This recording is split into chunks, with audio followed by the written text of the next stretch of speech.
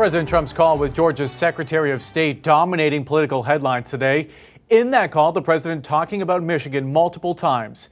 Thanks for staying with us. I'm Alan Campbell. And I'm Glenda Lewis. All this as the president's campaign continues its targeting of our state with debunked claims and a botched Facebook post that's added a lot of anxiety to an unsuspecting woman.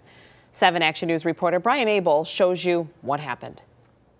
So what are we going to do here, folks? I only need 11,000 votes. President Trump, in a call originally obtained by the Washington Post, pressuring Georgia's Secretary of State to find the votes. Fellas, I need 11,000 votes. Give me a break. In the call, the president signaling Michigan is also part of the final hour effort to overturn the results of the 2020 election. And other places. You're not the only one. I mean, we have other states that I believe will be flipping to us very shortly. You know, as an example, I think in Detroit, and I think there's a good section of your state, actually, which we're not sure, so we're not going to report it yet. But in Detroit, we had 100, I think it was 139%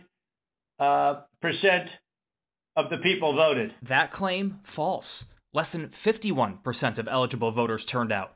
The falsehoods continued. They had, as an example, in Michigan, a tremendous number of dead people that voted. I think, Mark, it was 18,000, some unbelievably high number, much higher than yours. You were in the 4,000 to 5,000 category. The man on the other end disputing that claim. We found 2. That's an example of he has bad data. And in Michigan, 0, far short of 18,000, according to Secretary of State Jocelyn Benson.